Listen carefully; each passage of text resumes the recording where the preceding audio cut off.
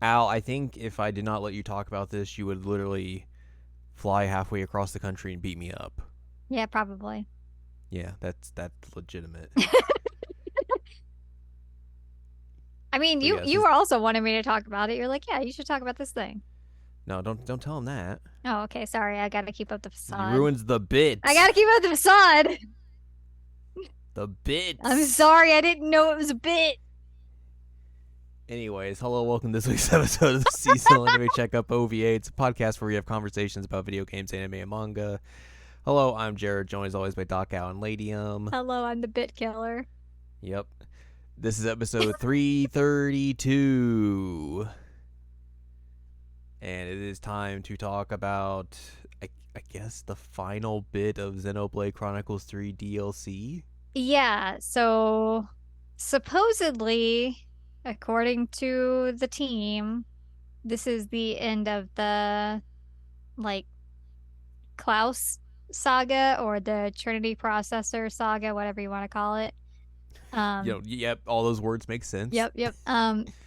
It's called Future Redeemed. We must redeem this future. Yes, sort of. Question mark. Yeah. I think they were trying to go with like the whole like future from Xenoblade Chronicles, like the Switch version. Mm-hmm. What was the other one called? Future something. I don't remember. Future Connected? That sounds right. I think that's right. Anyway, I think they were just trying to go with that. So it's Future Redeemed in this one, but yeah, this is at least the last round of DLC in the expansion pass that was offered when the game launched. I doubt there's going to be anything past this, but Right. I'm not going to ever say no, but this is supposedly the last of it. It's it's the one that's like story based. Mm-hmm, mm-hmm, mm-hmm, mm-hmm, mm-hmm. Um so yeah, in the same vein as Future is Connected and Torna, except for Torna was a lot bigger. Interesting. Hmm. Um Uh, Al, I'm going to ask you a couple of questions before we dive into this DLC. okay. Does this continue the trend of the DLC being better than the main game? Depends on who you ask. Sure. Okay. Yes. Okay. We'll get into that part. But I mean, like, In terms of like the actual gameplay and everything, yes. okay. Yes. Like they changed like quality of life that makes it a lot better. They made the exploration function in a better way. Um so yeah, it that part is that sticks. Mm-hmm. Hmm. But yeah, the other part depends on who you ask. We'll get into that a little bit Yeah, for yeah, yeah. sure. Yeah. We will. We will. um, I feel like there was something else I was going to ask you, but now I don't remember what it was, which is not great. Oh no. I'm trying to think of what you might have been interested in knowing. It's a real mystery. I told you it's got like a jazzy type of battle theme that goes along with the jazzy themes of Torna and Futures Connected, so that's kind of fun. Mm-hmm. What could you have possibly wanted to ask? I don't Because you had a remember. few questions. You said you had a few questions. I did, and then I had the one, and then the others are just gone. Or I other, I don't remember. I threw you off when I said it depends on who you ask. You did. I'm You sorry. did. No, you're fine. You're fine. You're Should have fine. written them down. That's work. Who would do work? Us. True. Well, let's dive into this DLC then, I guess. I will say I put in like 23 hours. Which Um, feels longer than the others, but I don't remember how long Torna was. I feel like Futures Connected Connected. was like 10. Yeah. Torna, I put like 40 in. Well, this is you. You're a sicko. Well, and I told you before we start recording, like I've 100%ed a lot of the significant things that you would want 100%, like the Right. collectopedia, the affinity stories, the So like a normal person would probably put like 10 to 15, let's say. yeah, that seems about right. That sounds right. I put about 23. And I might eventually go back to it to take on some of the super bosses. We'll see. Well, they haven't started beef with you yet, so that is debatable. Yeah, well, okay, so Oh no. one of them did start beef with me. Oh no. He's a level 100 dragon, and the problem is I'm level 63. Well, if you were 6 levels higher, you'd be fine. Nice. Um, so I'd have to take on like all the rest of the super bosses in order to go and kick his ass, but like that's not to say it's not gonna happen because all I was trying to do was walk by that guy. That's all I was trying to do. That's how it always starts. And he's like, "Hi, hello, what if I one-shot you?" I'm like, "Hey, that's rude. Not cool. Not cool, man. I know you're a super boss and all, but like chill." But in his defense, he's a super boss and not just like a regular enemy walking around in the forest. Hey, I'm walking I'm here. walking here, and then I murdered him because he murdered me first.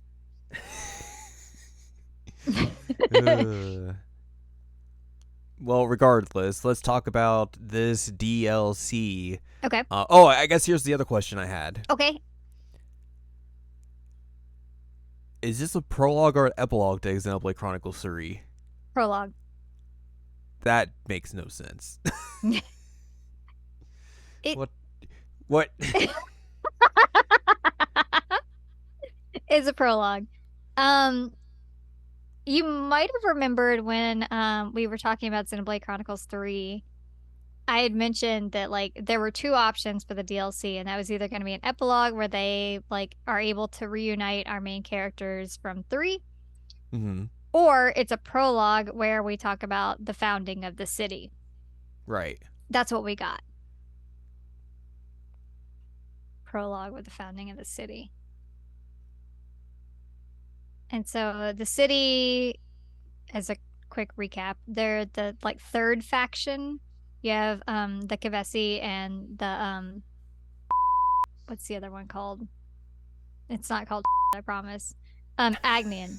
Uh so you have those two, and then you have the city folks who are like outside of the flame clock system and everything, and basically are like an Normal underground people. normal people and like a rebellion type thing.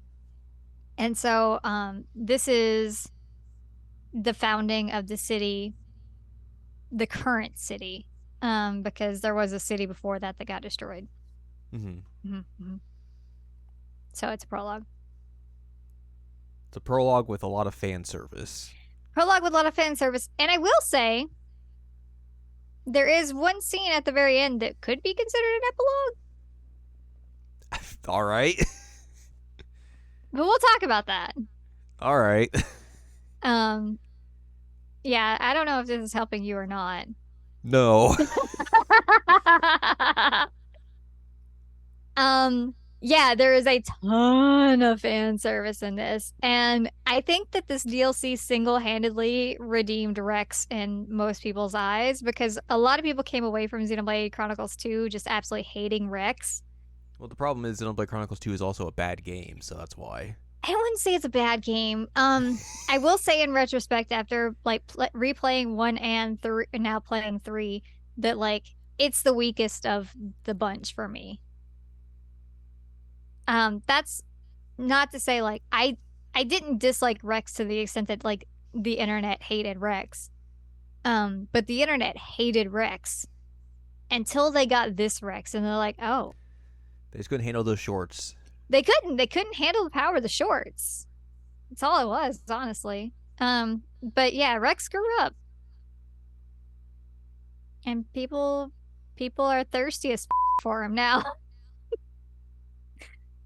I don't know. Have you seen his new metal goatee? I hate the facial hair.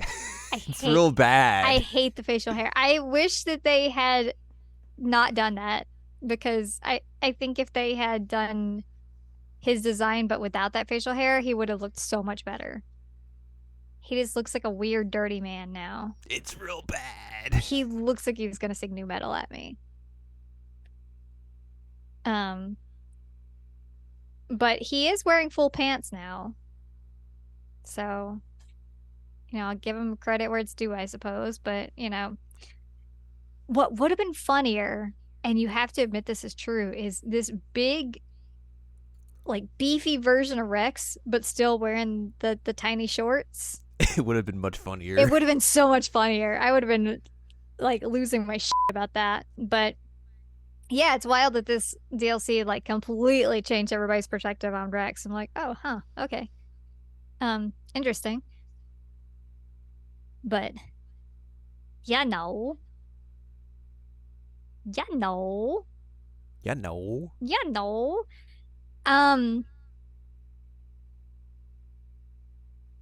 Speaking of protagonists, you play as Matthew in this. Matthew Van Dam, however you want to pronounce it. Matthew is a himbo. Matthew is basically Joseph Joestar when he was young, including the crop top. Gotta have that. I mean, you do, but like their characterization is so similar at points. I was like, oh my God, you are Joseph Joestar. But he's delightful and I love him. And of course I love him because I also love Joseph Joestar, but like I love this like weird himbo man who just wants to punch everything. I love him. He's fantastic. He's also dumb. It's great. And he's hanging around with this character A, which you may have seen A. I don't know if you have or not. But A is very obviously supposed to be someone. And if you've played Xenoblade Chronicles 1, you're like, oh, hello. I recognize you. You just look slightly different. Also worth mentioning, our second non-binary character in Xenoblade Chronicles 3. Kind of cool. Yeah. And like the first one, it was more ambiguous, but like very, very clear that they were non-binary. With A, they spell it out and they straight up say it. I was like, oh, okay, hello. Interesting. So yeah, A and Matthew are palling around looking for city refugees. Because, hey, guess what? The city got destroyed. Oh no. My city. It was destroyed by in the Mobius fella. Also, while the city was getting destroyed, Matthew lost track of his sister Niall, who is a cat girl. And he also watched In murder his grandpa, Gondor. Stab him right through the torso-y region. The chest. Well, it could have been the gut. I don't know. But then, yeah, when that happened, like everything exploded and the city died. So he's looking for his sister and other people who might have survived that situation. You may or may not remember. Unclear to me. When I talked about Xenoblade Chronicles 3, I probably talked about this, that N is a Mobius version of Noah, the main character from 3. and he is determined to stay in the Endless now because he wants to forever be with M, who's Mobius' version of Mio. Um, and they had a kid. The original versions of them had a kid. That kid is Gondor. So In kills his own son in front of his great grandson, Matthew. Normal things. Normal things. Um, and by doing that, destroys the city. Woo! So that's our background. That's where we are. Is that does that make sense? Oh yeah, totally, 100%. All right, more background. You also get a flashback of Rex and Shulk, and they call him Zed because that's how British people say Z. And Canadians. And Canadians, you're right, you're right. They were fighting against Alvis, who is now going by Alpha. And they're basically like, no, don't do this thing. And then they lose the battle, and Shulk loses his right arm, and Rex loses his left eye.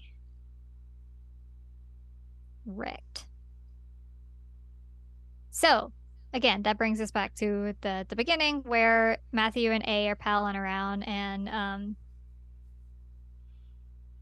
they end up like hearing some battle-y stuff happening, and they see that there's a fight with the Kavesi and the Agnian soldiers, and hey, that's not cool.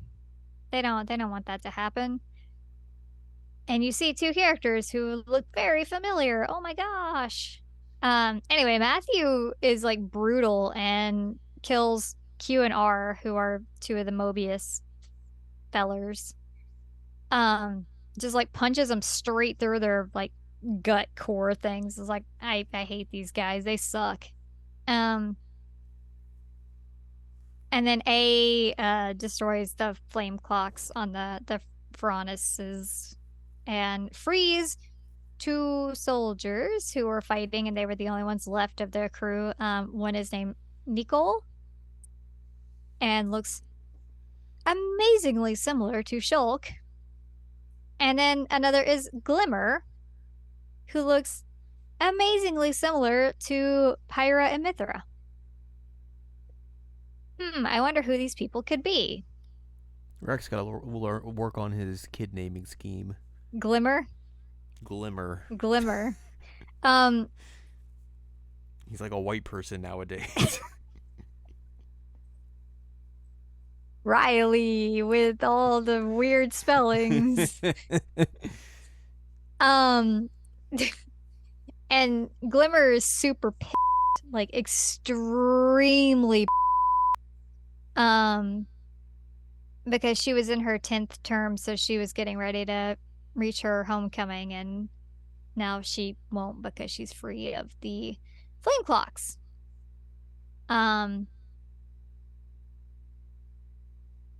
So she is,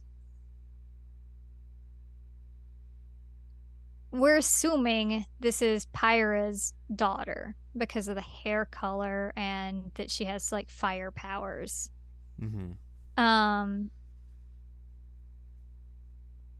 So that makes sense. And then obviously Rex. Because Rex canonically bonked 3 different gals. And one of them led to a baby with like reddish hair. Wow, Glimmer has reddish hair. So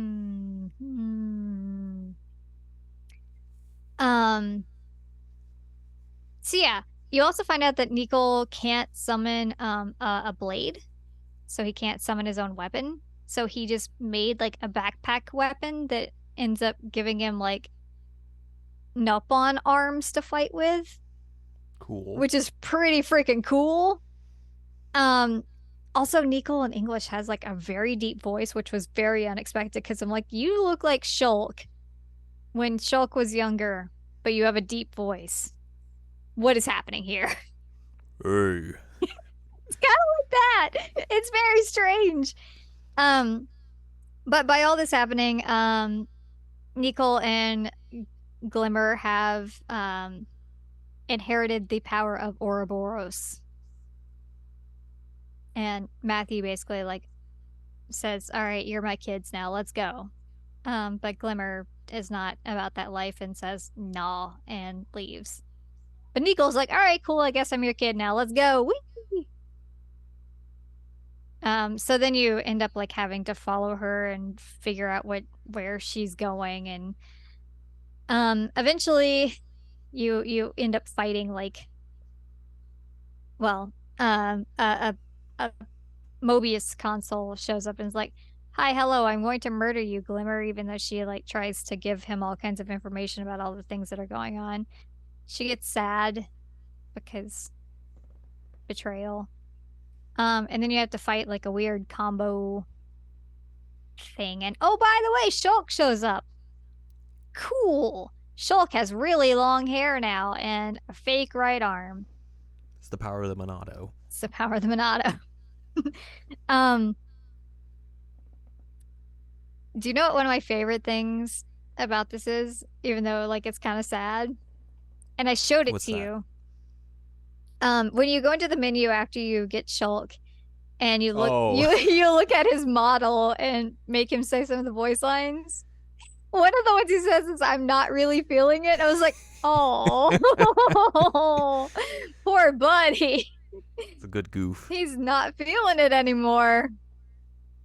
Um, but yeah, he's basically done bad now. He's an evasion tank. Go figure. It's kind of wild. Um, like, would you have expected Shulk to be an evasion tank? Yeah, totally. Don't lie to me. Don't lie to me. Um. So yeah, you also end up having Rex show up at some point during this fight, and he's like, "All right, I'll take this side. Shulk, you take that side. Matthew, you get the middle. We're gonna take this out." Um. Also, Rex has a different voice actor in this one. He has a very, very deep voice. Yeah, I mean, but that makes sense with like, he's not a kid anymore. Right. He's not like 15 years old and hit like a So very late puberty where he grew up. right, so like it makes sense that they would change voice actors for him. Yeah. Well, I thought maybe like I haven't heard his voice actor and like how he speaks normally, so I didn't know Fair. if he had Yeah, like yeah. a No, that's fair. but is absolutely a different voice actor. So yeah, you find out that they are the leaders of the Liberators, and they want to help you out. Oh my god, they're libertarians. Oh no, God, no, not the Libertarians. um. Also, they say, "Hey, we're gonna go back to Liberator Camp." The Liberator Camp is Colony 9 from Xenoblade 1. Complete with all the music and everything. I kind of lost it. So one thing that's kind of neat about this game, in my opinion, is that there's a lot of locations and like references to Xenoblade 1, which made me very happy. Mm-hmm. But yeah, Colony 9 is where they live. I was like, "Oh yay, Colony 9." And if you go to Dunban, if you go to his house, he's not there anymore, but Riku is, and it brings up so many questions like, how old is Riku? Because he's helping you out in Xenoblade 3, and yet he's here helping us out. What is Riku's the immortal. I'm pretty sure Riku's immortal.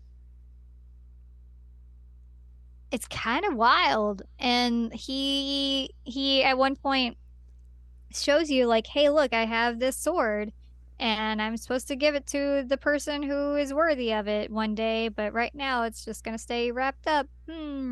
It's called Lucky Seven. It's the sword that Noah gets. Um, Ah, yeah. And also like lore dump of the fact that Riku is Riki's kid. What? What? You know how happy that made me? very. Very happy. Very, very happy. And the funny thing is that Riki like adopted Shulk, so I guess like Shulk and Riku are technically brothers. Very normal brothers. Yeah, very, very normal. It's like Maxwell and Game Boy. Yes, 100%. They're brothers, but like very different brothers. Um, it's kind of sad though to see like Dunvan's house all like falling apart basically. There's also a really good scene if you go up to the Overlook Park where Shulk is talking to Nicole and it's basically like, yeah, so sometimes I tend to get like super, super busy and I forget to eat and it's kind of a bad thing. But like there was this person who was by my side all the time who would always make sure that I eat. And like maybe one day me and you should just come up here and have some sandwiches with some special herbs and spices. Which is what Fiora made him was a sandwich with herbs and spices. Herbs. Um, and obviously implying that Fiora was the one who made sure that he would always eat because she did that in the first game. Um, there's also a scene if you go into like the area where Dunvan's house is where Rex and Shulk will talk and Rex says something effective like, yeah, didn't your mentor used to live here? Or wait, was it your brother-in-law? And Shulk's like, oh, so confirmed that Fiora and Shulk were a thing. Um, which makes sense because obviously Nicole is their kid. But I think one of the funniest things about the interactions with them is that like Shulk and Nicole take to each other like immediately because they're both tech nerds and they're just like, oh, look at this thing. And like at one point Shulk is complaining about his arm because Riku built it and it's a little squeaky.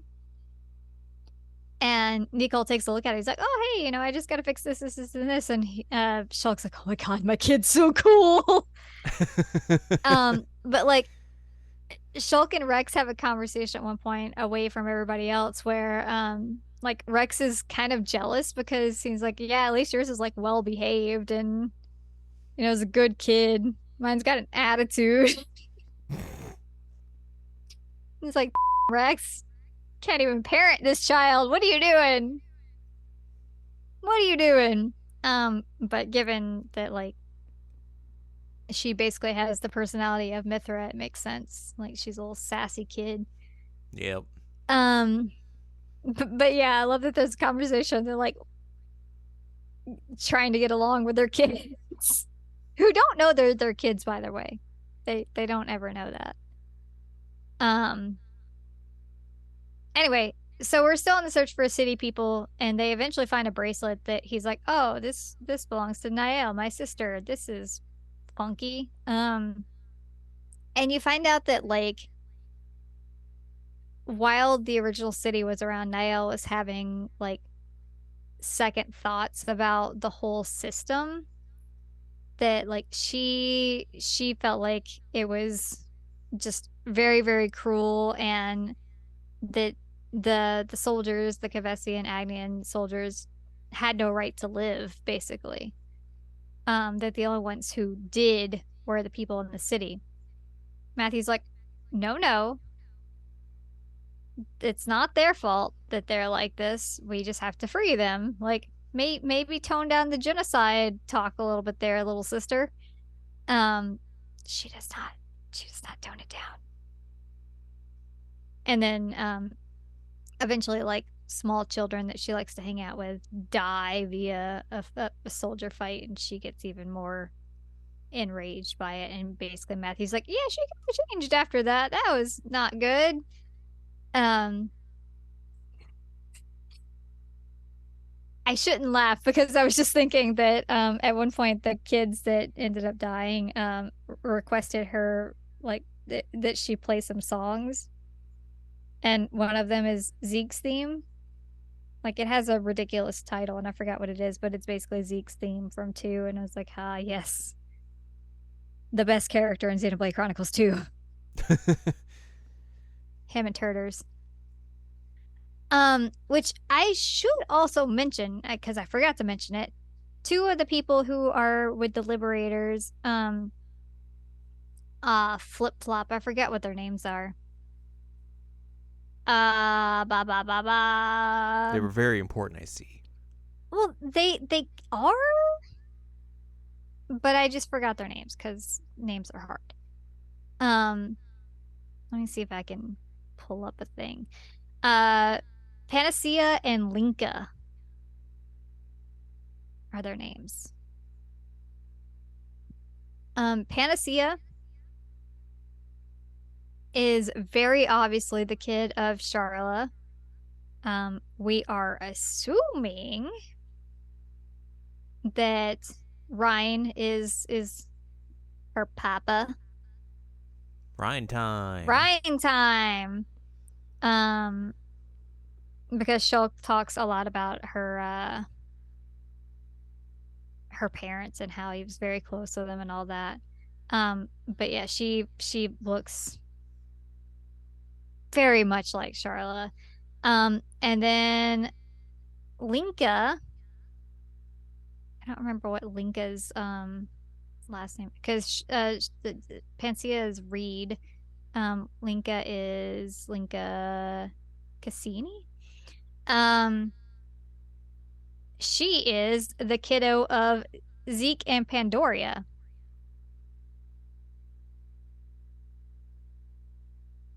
Which I guess makes sense that they would, yeah. They would boink. They would boink. Um, she is so calm though. Like to the point of almost being a nerd. I'm like, how are you Zeke and Pandoria's kid? And like Rex even says a few times, like, yeah, your parents were wild. Kind of like bonkers that she's normal. She's adorable though. I love her design. Anyway, so yeah, those 2 characters also exist. They're part of the founders.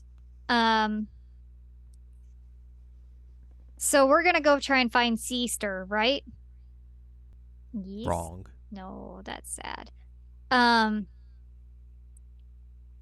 So we end up getting like a lore dump at this point because A and Shulk and Rex have a conversation about like Ontos, who is Alvis, and the Trinity processor, and like the cores. It's a thing. Basically the entirety of Origin that was maintaining the endless now that is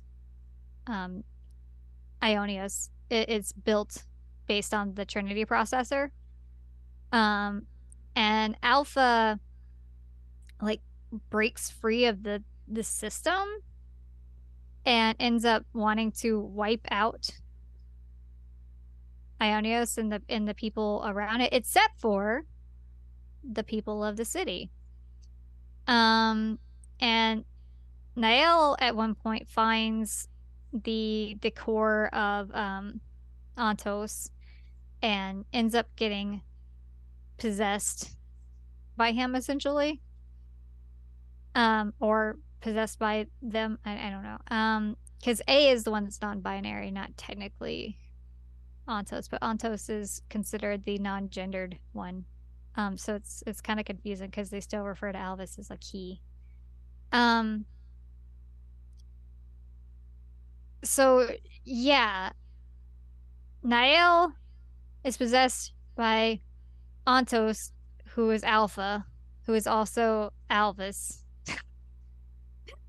And wants to basically preserve the people of the city and wipe out everything else. And In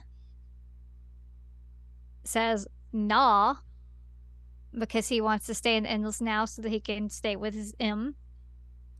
And he ends up trying to take down Nael, and Grandpa Gondor steps in the way and ends up taking the sword for her. Um, but yeah, then the city went kablooey. Um, one of the funniest things about this is that every time that N shows up, like even knowing who he is, because Matthew figures out like, oh hey, you're my great grandpa. But every time he shows up, he's just constantly dunking on him. And it's so funny. Matthew just like, man, what a loser this guy. Like the whole time just wrecking him. It's great because like in they even point out like in has no light in his eyes. Like once he becomes in, every single bit of like the reflection and lights that you would have in your eyes of the characters is gone. So he's got very matte blue eyes. But like they'll zoom in on his eyes like while Matthew's just dunking on it. It's really good. Again, Matthew's the best part about this. Um, but yeah, they go into an explanation of like Logos, who was Malos from 2, was the male persona. Numa, who was Mithra, and Pyra, that's the female, and then Ontos is somewhere in between. That's A, and Alvis. And I do appreciate that Rex and Chuck were like, "Oh yeah, that makes sense," and then move on.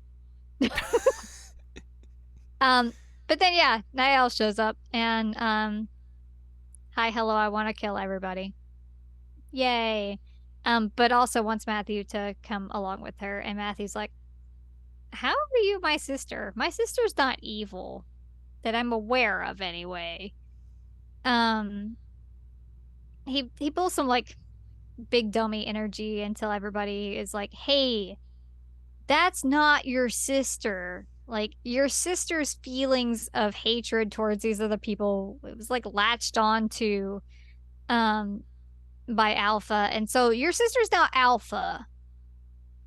So yeah." And so Matthew then basically makes his mission like, "Well, I'm gonna take down Alpha and save my sister, because like screw that. This sucks." And then he decides like In's not the bad guy here. Um, Even though he's still mad, like, "Hey, you killed my grandpa." Hey, but then Origin gets activated. Oh no, this is Oh bad. no. Oh no. Hey, you want to know where we're going to get to Origin? The origin of everything. No. Do you remember Prison Island from Xenoblade 1? No. Okay. Maybe you stopped playing before Prison Island. It's possible. Prison Island is a big part of Xenoblade 1. We're going to Prison Island. And part of Alec Mountain, which was kind of cool actually, because they still had some significant pieces of Alec Mountain still intact. And I was like, "Oh, I recognize this and this and this and that and this." Like a big old nerd. Um, you also go through like a training section essentially that Rex and Shulk are like, "Hey, kiddos, Nickel and Glimmer, y'all can't come with us. You're not good enough. You can't fight Alpha." And the kids are like, "What? But what if fight Alpha?" Um, Who are they? Game Boy? Basically. And so, man, how are we going to actually settle this? Let's just fight our parents. So they get into a physical fight. That's what all rational people do. It's true. It's true. And because of the Ouroboros power that was given to them by Matthew, they are able to win. And Rex and Shulk were like, "We weren't even like going easy on them or anything, and like they beat us." Huh. All right. guess we're going to Origin together, kids. Let's go. It was it was such a weird thing, but it happened. Um, so yeah, we end up getting to the top of Prison Island, and In is there, and Anne is like, yeah, I can't let you like go fix this problem because I don't want this situation with Endless now to end. And Matthew ends up getting like a weird memory from In at one point during this fight and basically sees like the whole breakdown of what happened in the city, which is what I explained earlier.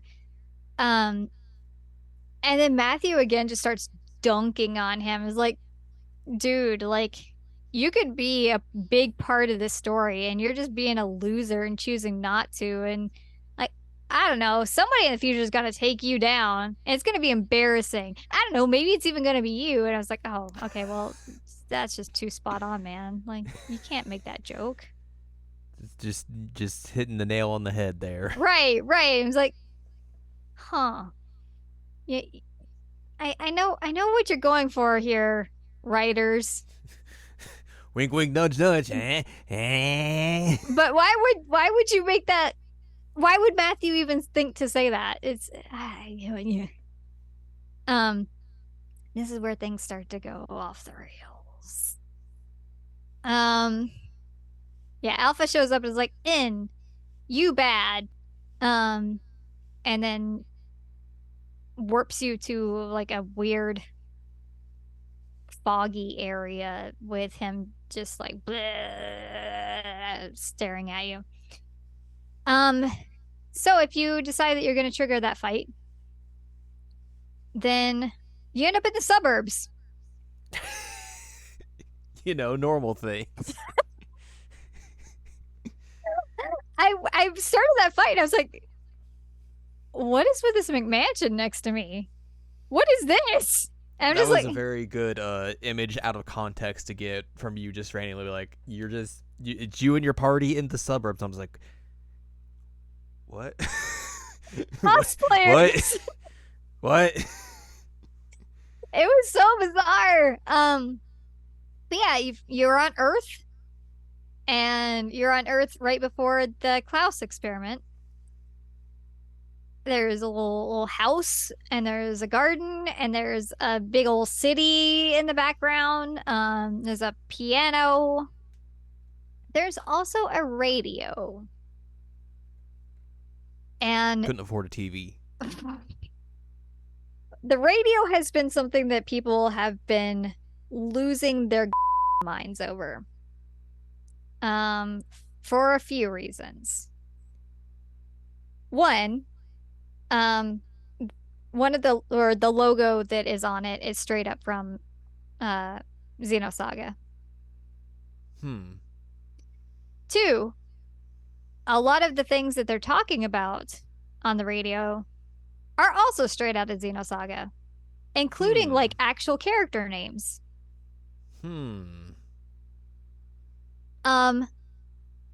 Something else that comes out of the radio is a Xenoblade Cross reference. But that game doesn't exist. That's clearly fake. Where they're talking about like the exodus from Earth and how there's going to be a launch in July, and that's when the white whale left. And that one. So we're bringing Xenosaga and Xenoblade Cross, or X, depending on how you want to pronounce it, all via a radio transmission that is happening in the background of this cutscene in the suburbs. Yeah, but where's the Xenogears representation? Man, you know what? That's what we're missing. That's what we're missing. So I guess that's why there was people, I saw some people mentioning about like, did they get the rights to Xenosaga from Bandai Namco? And that's why I said like, oh, I know why people are thinking that. Yeah, so like I guess there's two ways you could look at this. As like, I mean, looking at this from like an outsider's perspective, obviously, because I have not played this game or anything, but like, you could look at this as like, yes, they've gotten the rights to it, and that's why they're including this in the game and everything, or they're just doing it because they can do it. Because I guess like if you just do all this out of context, Mm-hmm. like you could probably get away with doing this without having the rights to it. Right. So I could see one way or the other. I guess like we won't know until like there's a news story that says like, hey, they've gotten the rights to this or something, or it's just like, Right. or nothing comes out of this, and it's just a little Easter egg for you. And that's how I'm reading it right now, is that it's just Easter eggs to both things. That's And how I'm like, currently reading it. if they're also including like cross stuff, which is a game they've basically had no intention of doing anything with Mm-hmm. after it came out on the Wii U, like I feel like that kind of makes it lean towards that Right. more than that they want to like do stuff with this. But like, I mean, it would be interesting if they put like all those games back out on modern hardware. I agree. But again, it's just one of those things where you And don't until I really get a know. confirmation, like I'll believe it when I see it. I mean, it definitely feels like something like in Hitman, Mm-hmm. there's footage from a game that they did previously on the PS2 called Freedom Fighters. That's in Ah, that game, but like they're not putting that game back out or anything. So like it's just a nice little Easter egg of like, hey, this is the thing we did and all that sort of stuff. So I definitely can see this coming like on both sides here of like maybe they'll do something with this, or maybe it's just a little nice Easter egg, wink wink, nudge nudge type mm-hmm. deal. Especially because of all the other fan services in this game, Oh it yeah. kind of does feel like, hey, let's just put a little bit more in here. That's kind of how I'm seeing it, is that this DLC is just so fan servicey as it is, that like why wouldn't they sprinkle in more fan service? Right. Um, I don't know.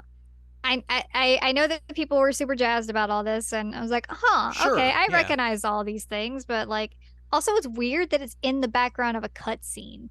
So you're having like Yeah. the subtitles for it are at the top, and then the subtitles of what the characters are saying is at the bottom. So like you're trying to pay attention to the actual plot of the DLC while this is happening. You're like, wait a minute, what? I Um, feel like if you were going to like do this and make it a thing of like a little silent thing of like, hey, we've got the stuff for this again, like you mhm. would make it more blatant than just in the background of a cutscene. Like it wouldn't be in a cutscene. It would just be like you're roaming around and you could stop and sit there and listen to it like You could pay more attention to it. blatantly. Yes. Right, right. And so like I had to actually go back to the event theater um in the game to see, like, to actually pay attention to what the radio was saying instead of watching what like Matthew and Niall were saying. Mm-hmm. Um because I felt like, hey, I'm playing this DLC and I'm following these characters. I should probably try and follow the plot. Um Right. and so like I had to go back and see that, and I was like, oh, okay, now I know what's happening there. But Mm-hmm. like it's kind of a weird thing to do. Yeah. But I'm reading it as, hi, would you like another spoonful of fan service? Right. Right. Right. Like I said, until I see differently, that's how I'm reading it. Yeah. Um, so anyway, you're in the suburbs still. You hear the piano. Back to Shulk of Suburbia. There's a piano in outside for some reason. And It's where I Niall's keep all my pianos. right. You just keep your baby Gran there. Niall's like, hey, look, this is the world that I was promised by Alpha. Like, isn't this great? This is a fantastic world. This is what we want. And then A is like, okay, but um look at this destruction that happens with Klaus. This is what this is gonna become like in a few days. Like Alpha's telling you that this is a utopia and it's great and all that, but like Klaus destroys it in like a week. So if you come here and think that this is gonna be great, it's not. Um, so Matthew's like, hey, you're kind of pulling the whole Mobius thing here with like seeing people as like not worthy of living. Um, and that if the Kavesi and Agnians were given a choice, they would live the same way as the people in the city, but they're not allowed to choose. So like it's not their fault. Um and so Niall's like, "Oh, okay, that makes sense. Oh God, I'm Alpha again." And Alpha possesses her once again. Yay. So then you're inside of the like origin arc thingy again. Um and yeah, everyone's like, "Hey, your plan sucks. This sucks." Um there's this whole thing of like Shulk and Rex saying like Klaus trusted them with the future, which is a thing. And then, you fight Alpha. Um Alpha also like tries to eat Matthew at one point. And Matthew's really, really struggling. And then N shows up and N's like, "Nah, I'll help you." So now you have N on your side. Matthew's like, "Hey, cool, glad to have you now. We'll be enemies again very soon, but like thanks for the help. Good job, bro." Um, you find out here, and it's very strange that this is how we find out. That N has a sword that's called Sword of the End. And he uses it all throughout 3. Like that's his weapon. Um it is implied that N is using the Logos like core crystal in Sword of the End, which is Malos. And then he basically like puts the sword down. It's like, "All right, Matthew, I need you to punch this." And Matthew's gauntlets like transform in a way, and you find out that like the Aegis like Mithra Numa's core crystals like in his gloves. And like, how is this how we find out about this? What is happening? Um, but then like their powers combine. Woo! They're able to take down Alpha. Um, so everybody's honky dory, yay, we win. And then Shulk and Rex like start to just disappear. What? Yeah. Um, so I mentioned this earlier when I was talking about it in a Discord channel. Um, I I felt like this was super unearned and came out of nowhere and was really lame. And it kind of pissed me off because like you win and then they start turning into little light things and like, "Oh yes, we made an agreement that we would become the new avatars." And I'm like, when? When did that agreement come up? What? No one talked about this. So like Shulk, Rex, and A all decide like, "Oh hey, we have to replace Alpha as the avatar in Origin to keep everything like stable." Um, and then Rex, does the whole like, "Oh, we'll see you again, kid, once everything's fixed. But like for now, we gotta go." Um, and then they like give their life forces to their kids so that they can erase their mark and their like 10-year lifespan. And yeah. But then you don't see those kids again. No. I mean, they become founders of the city, but like it says that Nicole lived to be 80 years old and that Glimmer lived to be over 80. Despite being Kavesi and Agnian soldiers, which is rare because they have a 10-year lifespan. So that happens. And then Shulk asks A like, "Hey, did you see the future on all this? Did you know that all this was gonna happen?" And A's like, "Eh. I just know that like this is what what y'all wanted.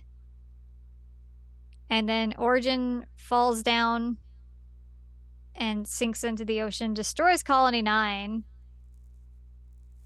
and then ends like, oh, by the way, we're not giving up on this whole endless now thing. So, see you later, buddy. And yeah, this is where Matthew's like, maybe even you will take you down. um, yeah, yep, yep, yep. It was, I don't know, it just felt very unearned and like there wasn't any build up to it. And there's no explanation as to like why they need three avatars. Like, why can't A just be the avatar? Why do you? And the answer is because you can't have Shulk and Rex in the main game. So you have to have an explanation of where they went. There you go. And they try and pull the whole like, oh, it's them giving their life for their kids. Like that's how they would do it. Which, like, yeah, they would. I get that. But like narratively build that up. Maybe. It Right? kind of feels like that, like they got all the way to this point and then we're like, oh right, we gotta wrap this back into the main That's game. what it felt like to me, is that they're like, oh, yay, we're having a good time with this fan servicey DLC. Oh, God, what are we going to do now? Okay, just put them away. Um, it just, I didn't like it. I didn't like that at all. And I understand that, like, at the end of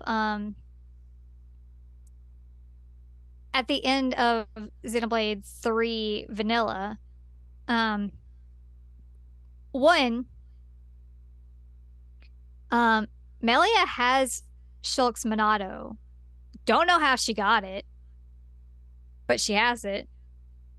And she like stares at it and smiles. And then Nia releases Poppy and is like, oh, I'm gonna see everybody soon. So like, yeah, there is the whole idea of like, yeah, they're gonna come back.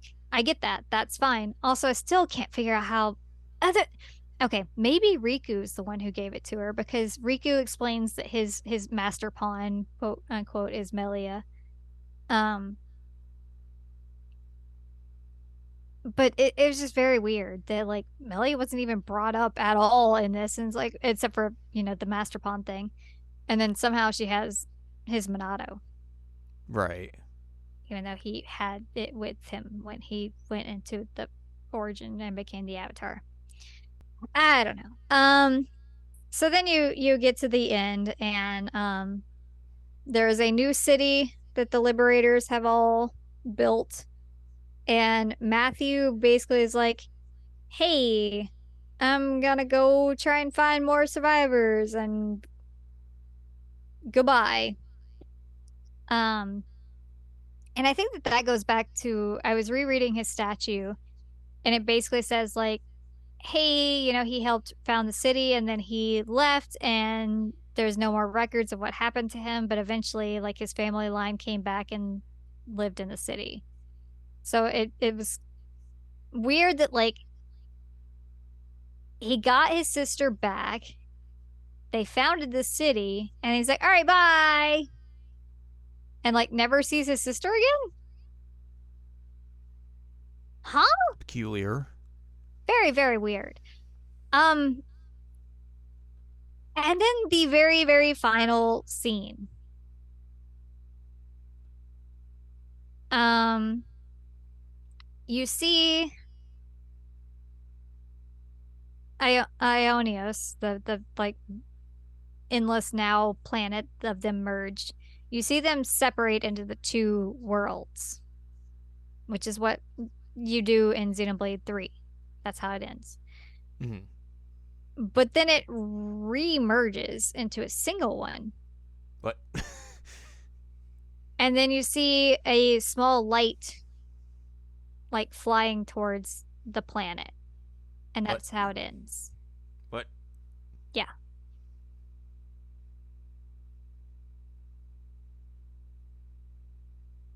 So, no explanation on how they were able to get them combined again in a way that like wasn't devastating to everyone. Um, so that's weird. Both the planets just did the fusion dance from Dragon Ball, and then they fused together. It's easy. I mean, but they were fused together like I it's like they had to find a way to safely fuse them together, and it's not explained how they did that, but apparently it happened and they're fused now. And then, like I said, there's a light flying towards it. There are a lot of theories on what that is. I don't know what it is. Um, like Someone did a gotcha pull, and their 5 stars coming their way. like some people have said like, oh, it's people returning to the planet, and it's like, who's returning to the planet? Like the people from Cross? Probably not. That doesn't make sense. Other people are like, oh, well, Cosmos was floating into space and entering into Earth's atmosphere at the end of one of them. It was like, what? That's a reach. Yeah. Yeah. And like the logical explanation is that they combine the two planets and that whatever that final scene is going to lead into whatever Xenoblade 4 is. I mean, are they making a Xenoblade 4? If I know, but I'm sure they will. But they have said this is the end of the Klaus saga. So, like, if you have a hard reset, essentially, that's it. Right. But, like, it can't be the planet, like, pre-Klaus because there's no sky tower or sky elevator. And that's the same kind of situation with like the saga games is that there's still no elevator. So it's not the same planet.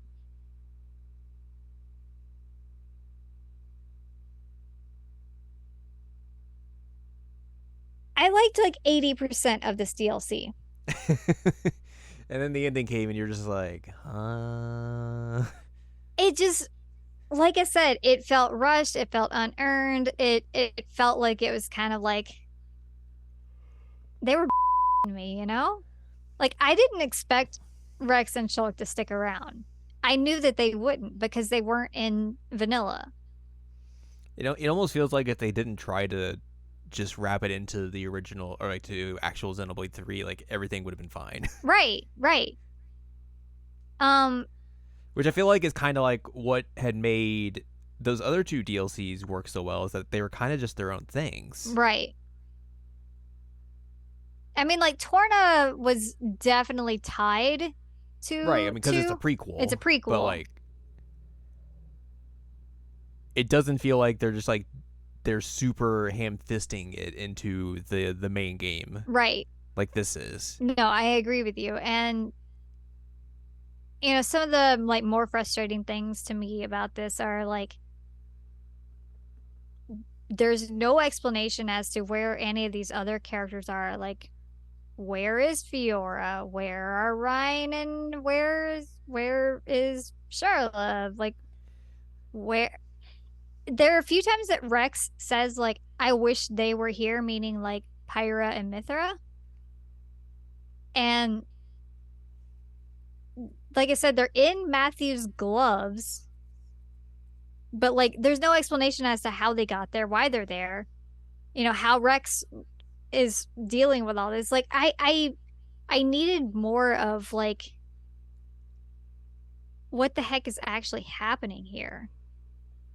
Yeah, because it feels like if you're gonna go like as fan servicey as this tries to do, like why not just go all the way? Right, right. Like it's not enough to be like, oh look, they had a kid. It's cool, great. Okay, what the happened to them?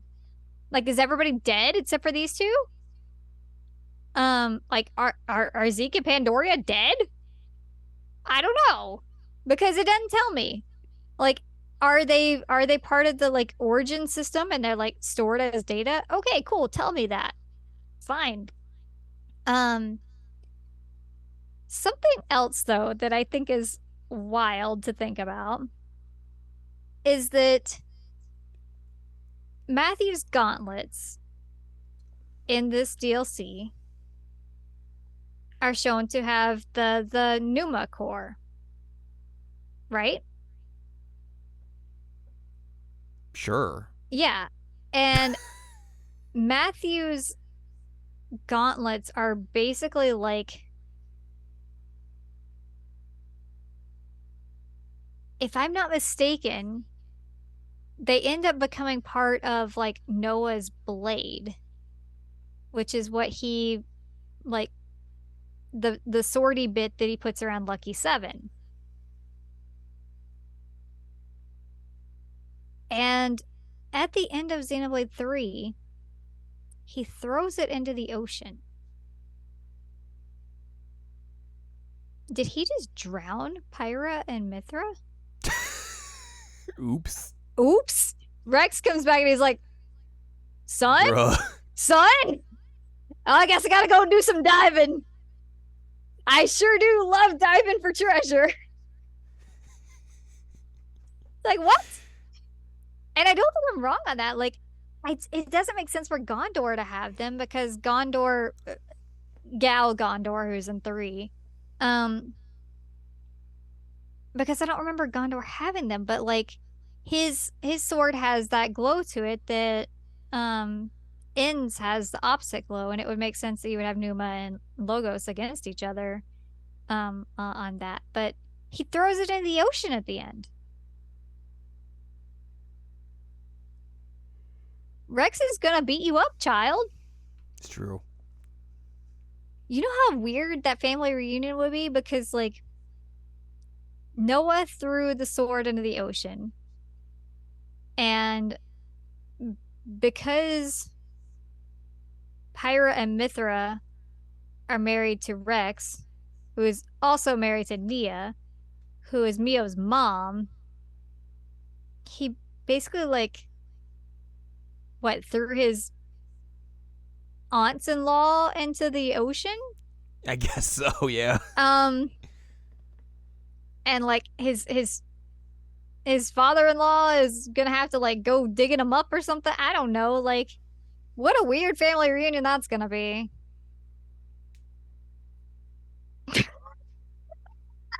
a mess. It's so messy. Um, but I did go back and like read the founder statues, and it all seems to track pretty well. And one of the things that I checked right before we started is that at one point Matthew is tasked with like finding people who can redo the like memorial stones for those who die. Um, and I was like, huh, that's interesting. They would have one like at Colony 9. And I wanted to see like, are they the same design as what's in the city later? And they are. So that's cool touch. Um, but yeah, like 80% of this was real rad and I loved it and I was having a good time. And you could probably tell that I was having a good time by talking to me until like I got to the end. I was like, Yeah. Although the suburbs part is still really funny. Very wild. It's so strange to me because I see on the internet most people are like, oh, this made me like Xenoblade Chronicles 3, or like I like this better than the ending to Xenoblade Chronicles 3. And I'm like, huh? Because I don't get that. I'm the very much opposite of that. I mean, it wouldn't be us if we had a dissenting opinion than the internet. Yeah, no, you're right. You're right. Like sometimes we do have those things around here, around these parts. Um, I don't know. I like it's strange to me because I feel like the Xenoblade games have been really good at having the payoff like it's worth it and they build it up and they do it right. And so it feels so weird to me that this one just didn't do that at all. I don't know if maybe they like leaned so hard into the fan service that they kind of forgot like, oh hey, we should actually have like a narrative that feels earned and is good. I don't know. Older Shulk is hot as though. And he's still wearing his sweater from Xenoblade Chronicles 1. I don't know if you realized that when you saw his art, but it's the same sweater. It's a very comfy sweater. This man has been wearing the same sweater for like 30 years. I say that he's probably like 20 years, but still, he's been wearing the same sweater forever. It's a very durable sweater. It's a very durable sweater. Or like he just keeps making the same sweater over and over and over and over. Also possible. He's like, you know what? I really like this sweater. I'm just gonna keep doing it. Or like Fiora's making it for him. I don't know. Because they didn't tell me where Fiora is. Heck. Anyway, Matthew's great. He's a himbo. That he is. Yeah. So I mean, you get the whole like wild gauntlet there of characters within and Noah and Matthew and their personalities, and it's wild, man. But yeah, the best part of it was Matthew just repeatedly dunking on in. It's great. Anyway, do you have any thoughts?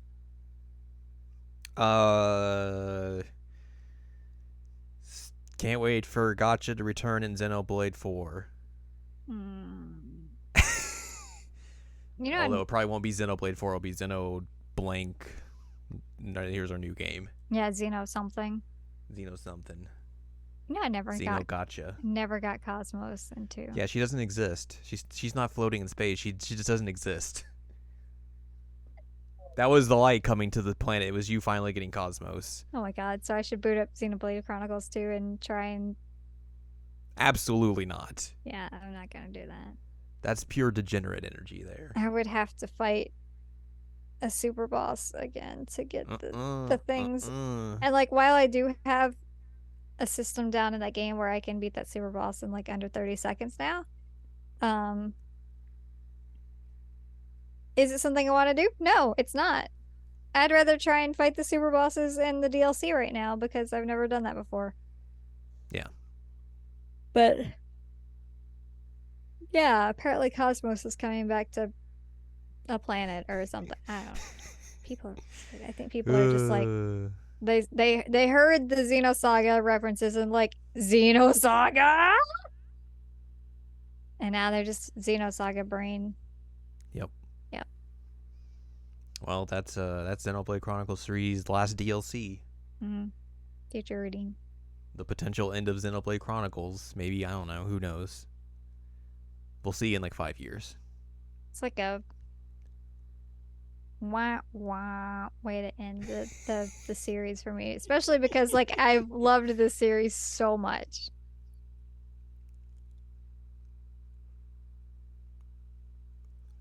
But here we are. Well, let's end this on a more positive note. Okay, hit me. And by ending the podcast. Oh, that's not a positive note. It'll be more positive. We'll have a narrative ending here that makes more sense. Okay, yeah, you know what? You're right. This is a natural ending. A natural ending. Look at us doing good writing. It's true. That's what we do here. Mm-hmm. So yeah, if you'd like more from us, head on over to seasonalanimecheckup.com or sac.cool, where you can find past episodes of this podcast and other podcasts like Jared Now Watch. You can also find columns and reviews on the site as well. If you'd like more from Anladium, go to anladium.com. She's got columns and reviews. You can follow us on Twitter and TikTok at Anime Checkup. You can buy our books, One Shiny Moment, a critical analysis of Love, Life, Sunshine, and Hot Tubs and Pac-Man on Amazon.com. And you can support us on Patreon, patreon.com/SACOVA. Buy us a slice of pizza, get access to unedited versions of the podcast early, and a whole wealth of bonus content as well. Next week, by this time we'll be playing Zelda. I mean, not when the next episode comes out. When the next episode comes out, yes. That's obviously what I'm implying there. Okay, sorry. I was like, wait a minute, it's not next Tuesday. Yes, we will be very far in the rabbit hole of Zelda. That's cool. I love that. But next week, I think it's time to talk about the rise and the fall of Love Live School Idol Festival All Stars. Yeah, you're right. It is time to talk about it. We talked about the end of School Idol Festival 2 months ago or something. Mm-hmm. Didn't think we were going to be doing this again so soon. Nope, did not think it was going to be so soon. But I guess we'll talk about that next week.